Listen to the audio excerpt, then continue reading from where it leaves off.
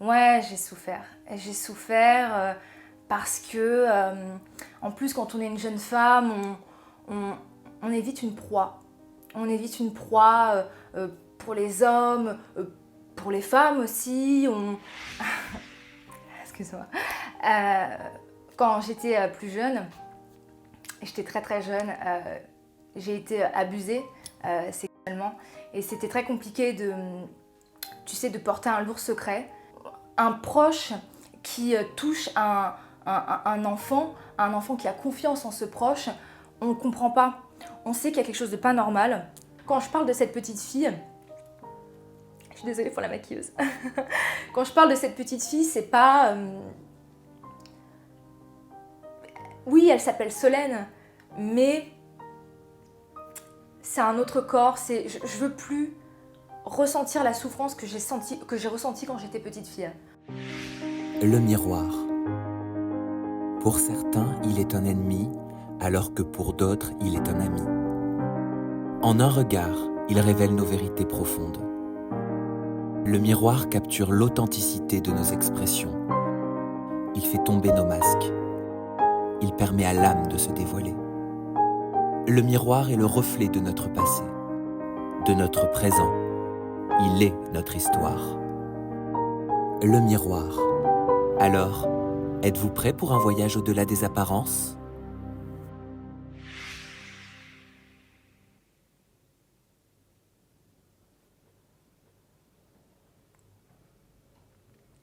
Waouh. Je me vois en 3 fois.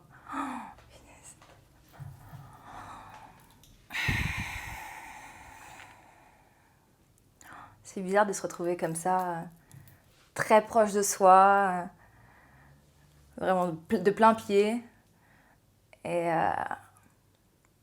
sur 3 angles différents.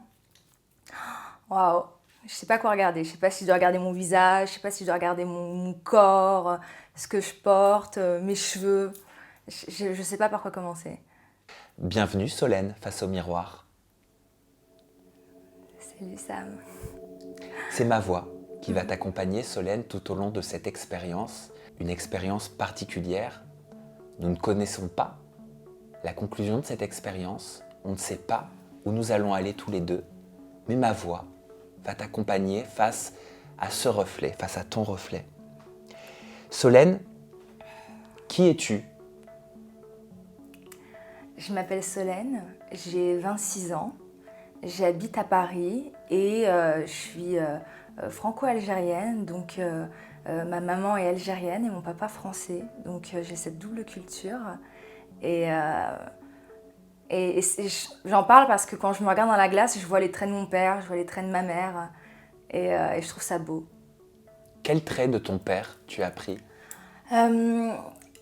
Mon père est du nord de la France, donc j'ai pris ma peau très très blanche, les lèvres roses, les yeux clairs, et de par ma mère, j'ai pris son sourire. Et qu'est-ce qu'elle a un beau sourire, ma maman. Je suis très contente d'avoir pris ça d'elle. Qu'est-ce que tu penses de ce reflet que tu vois ?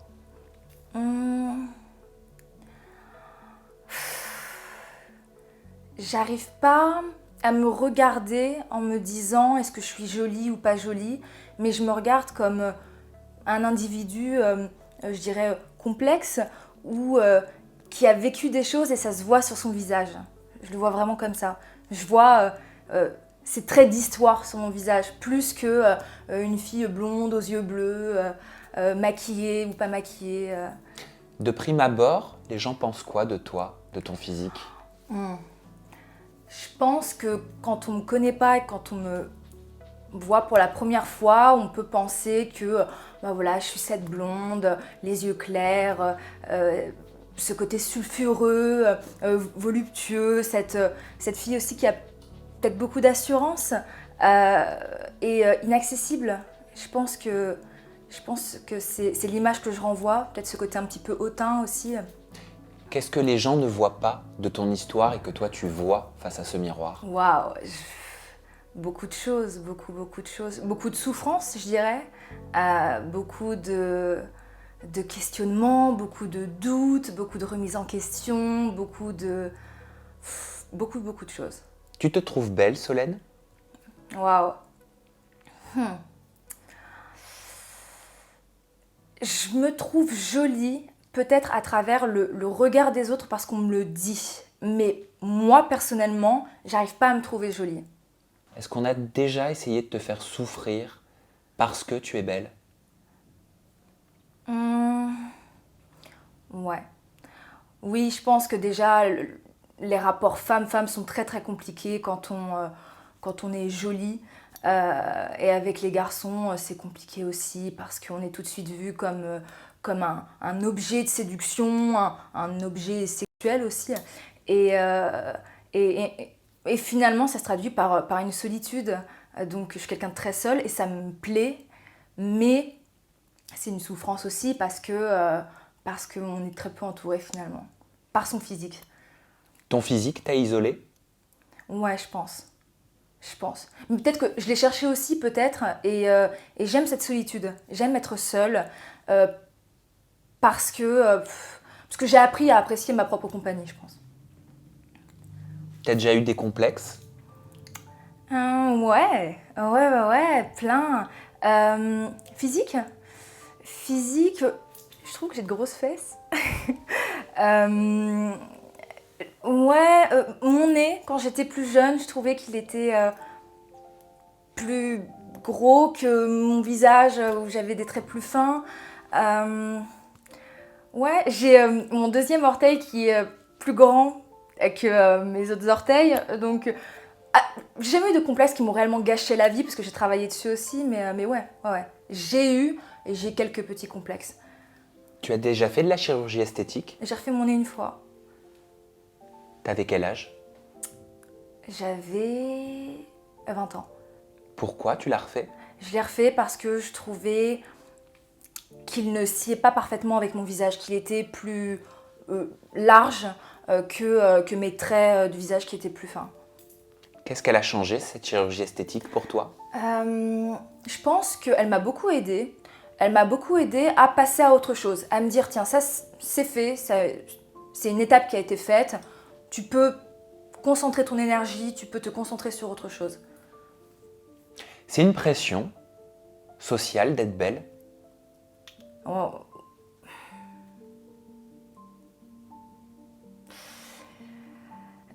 Je serais tentée de te dire oui, mais je peux pas te dire oui parce que malgré tout, quand t'es jolie, t'as beaucoup plus de facilité sur plein de domaines, donc j'ai pas envie de te dire oui. Mais ça l'est quand même, et je pense que la pression, elle est due du fait que je ressens ce besoin de prouver que je suis autre chose qu'un physique. Qu'est-ce que ton physique t'a permis ou te permet d'obtenir plus facilement? Les garçons, les filles. Euh, et puis, des choses un petit peu toutes bêtes au quotidien, tu sais. Je pense que, ouais, on vit de plus en plus d'ailleurs dans un monde d'apparence. Et quand t'es jolie, c'est plus facile. Plus facile, même par exemple, mon dernier emploi physique a joué aussi. Mon responsable me trouvait très mignonne, bon, voilà. Et c'est aussi la raison pour laquelle j'ai démissionné, c'est parce que je sentais que je n'étais pas prise au sérieux dans mon travail. On a parlé des avantages d'un physique. Quels ont été, au cours de ta vie, les inconvénients de ce physique que tu portes? Surtout dans mes relations amoureuses, je pense que là où ça me porte défaut, c'est que on fait pas confiance à une fille trop jolie. Une fille trop jolie dans une relation de couple, elle reçoit plein de messages sur les réseaux sociaux, elle se fait aborder dans la rue, elle se fait aborder facilement, en soirée on la regarde. Et je pense que quand on est avec un homme ou une femme, quand on a un partenaire jaloux ou qui manque de confiance, je dirais, en soi et aussi en toi, dans la relation c'est compliqué. Ensuite, en autre inconvénient, on est tout le temps sexualisé.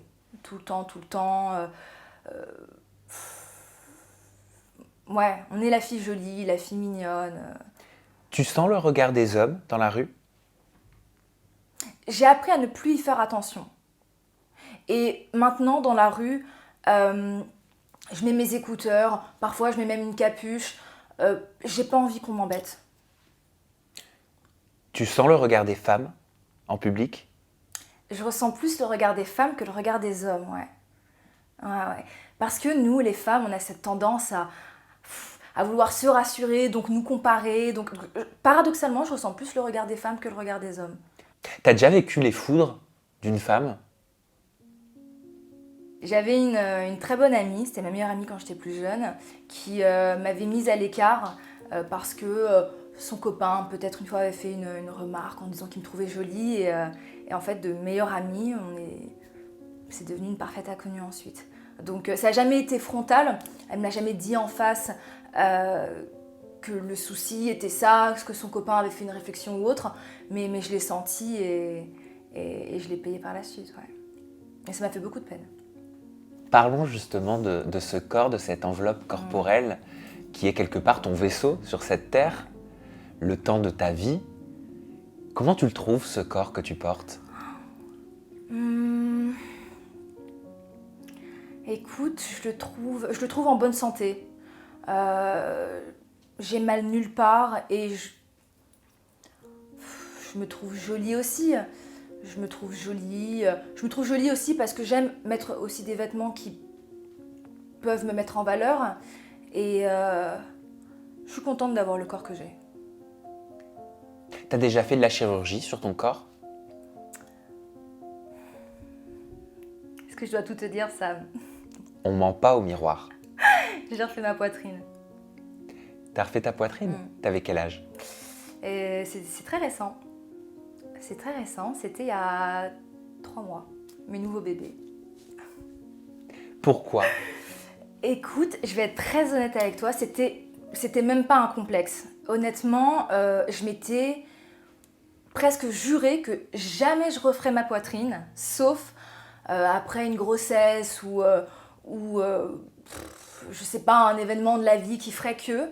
Et je le regrette pas, mais je l'ai presque fait sur un coup de tête.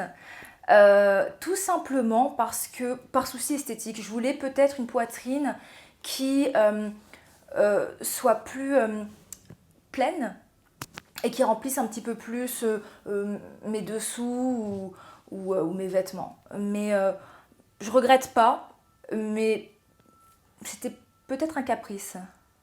Tu es en couple? Non. Tu es célibataire? Ouais. Ça fait combien de temps? Ça fait...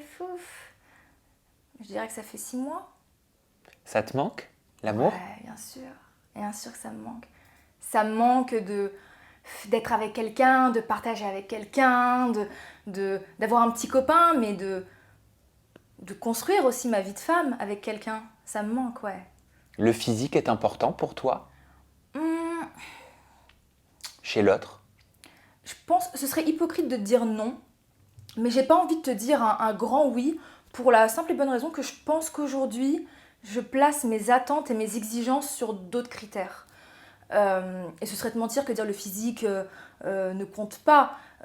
Quand on rencontre quelqu'un la première fois, on ne sait pas si cette personne est gentille ou intelligente. Non, c'est l'enveloppe corporelle qui fait face la première fois que tu rencontres quelqu'un. Donc je ne peux pas te dire que non. Mais j'ai appris à m'en détacher et à m'intéresser à d'autres choses. Tu disais en introduction, en te regardant, te découvrant face au miroir, que tu voyais ton histoire, tu voyais tes blessures. Ouais. Qu'est-ce que tu ne nous dis pas? Qu'est-ce que tu as du mal à extérioriser, Solène? Beaucoup de choses. Il y a En fait, c'est très récent. Le fait de m'accepter, de me trouver jolie, c'est finalement très très récent. Et c'est en ça que je ne veux pas retourner à ma période de mes 18, 20 ans, même 15 ans, parce que c'était une période qui était très compliquée, de recherche de soi par rapport aux autres. On veut se prouver plein de choses à soi-même, on n'est pas nous-mêmes. Et je me trouve aujourd'hui beaucoup plus apaisée et moi-même et plus claire dans ma tête. Et c'est en ça que j'ai pas peur de vieillir, c'est que je trouve que plus j'avance en âge, plus ce travail sur moi-même s'approfondit et est intéressant et enrichissant. Et ouais, je me préfère aujourd'hui. Tu as souffert en tant que jeune adulte, en sortant de l'adolescence? Ouais, ouais, j'ai souffert. Et j'ai souffert parce que, en plus, quand on est une jeune femme, on évite une proie. On évite une proie pour les hommes, pour les femmes aussi. Je trouve que la vie est dure quand même. Et quand tu es jeune et que t'as pas d'expérience, t'as pas de bagage, il faut s'armer et ça prend du temps. Tu as été la proie de qui?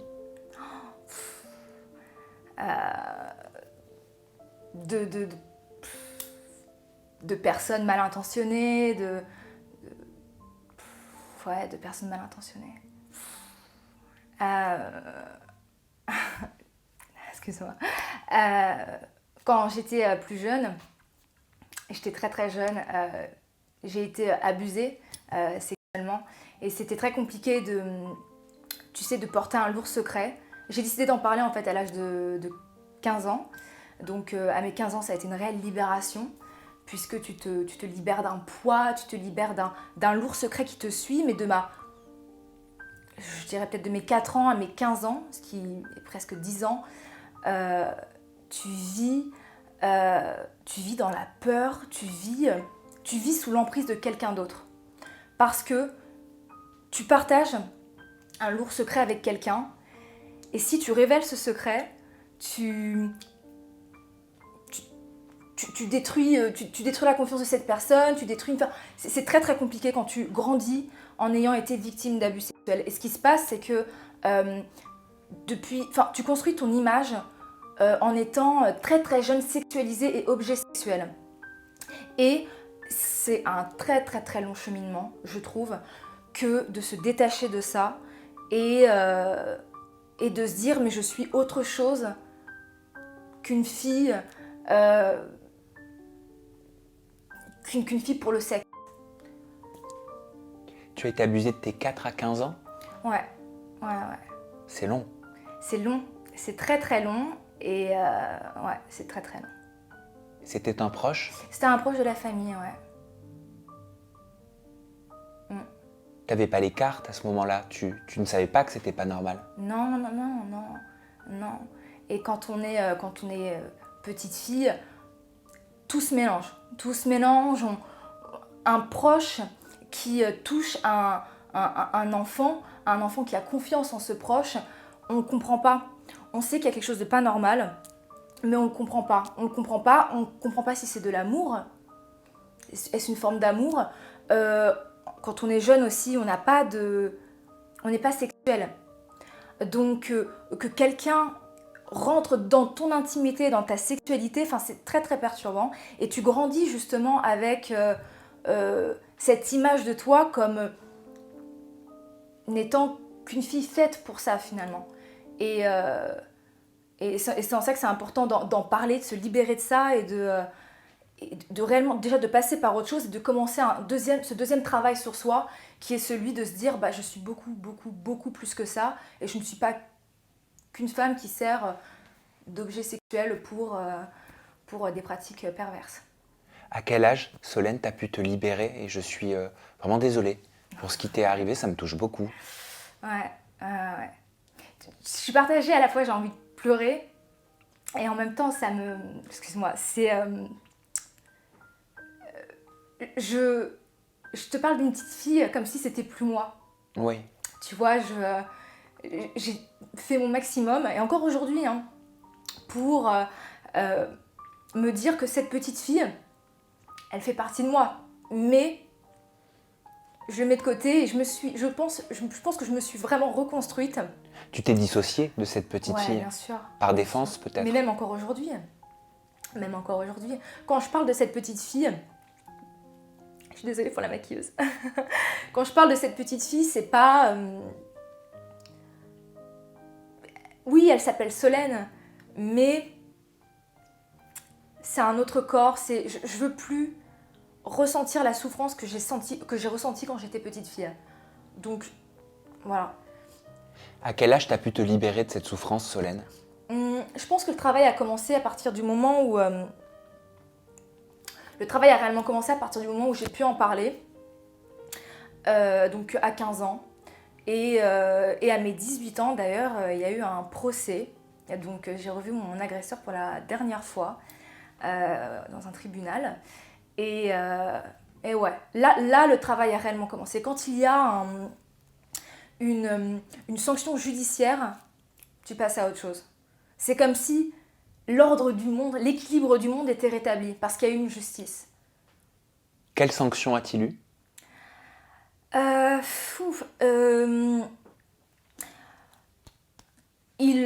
Alors, défense d'approcher des mineurs ou de travailler dans des structures avec des mineurs, une amende, dommages et intérêts, et comme il était âgé, il y avait des mesures d'éloignement, mais il me semble que c'est tout. Tu vois, ça m'a même pas... Pas de prison?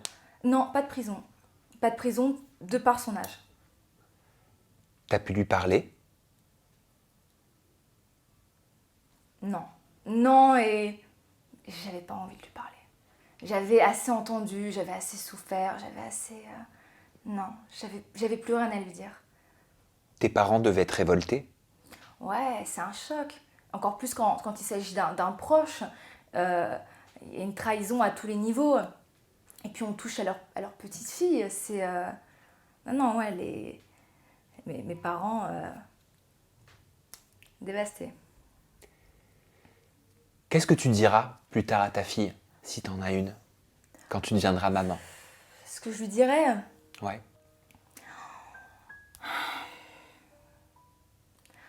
Waouh, tellement de choses. Déjà, je pense que j'aurais cette volonté de la protéger, bien sûr. J'ai tellement... Je veux tellement pas, en fait. Je voudrais bien évidemment la protéger. Je lui dirais que je l'aime, tout simplement. Que je l'aime, et avec tout ce que ça implique. Et que je ferai tout pour elle, et qu'elle peut tout me dire. En fait, je pense aussi que la leçon que j'ai apprise de ça, de ces abus, etc., c'est qu'aujourd'hui, j'ai tellement vu les bassesses et la perversité d'un homme que je suis prête à tout entendre et que je ne peux plus souffrir plus que ce que j'ai souffert dans le passé. Et c'est en ça aujourd'hui que, par exemple, dans mes relations amoureuses, quand on me reproche d'être froide ou quelque chose, non, c'est juste que t'as tellement souffert que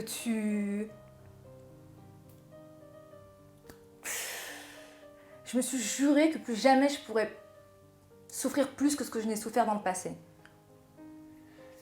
Et enfin, Solène, qu'est-ce que tu dirais à cet enfant que tu étais, à cette petite fille, cette petite Solène? Wow. Regarde-la, parce qu'elle est encore en toi. L'adulte que nous sommes, c'est l'enfant que nous étions. Qu'est-ce que tu lui dis? Waouh. Je lui dirais de se faire confiance et de ne pas se limiter, vraiment.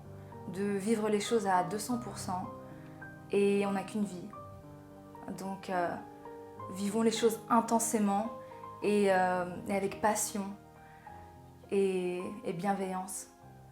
Et à la fois, j'aurais tellement de choses à lui dire, et en même temps, je ne saurais pas par où commencer.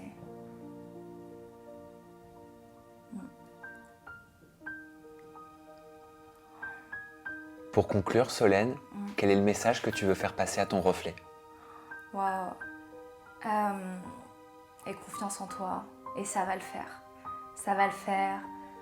Arrête d'avoir peur, arrête de se prendre la tête pour des choses absurdes. Alimente-toi, enrichis-toi de ce qui te fait du bien au quotidien, et ça va le faire. Ça va très bien se passer. Merci Solène. Merci à toi. Je te laisse dire au revoir au miroir. Prends soin de toi.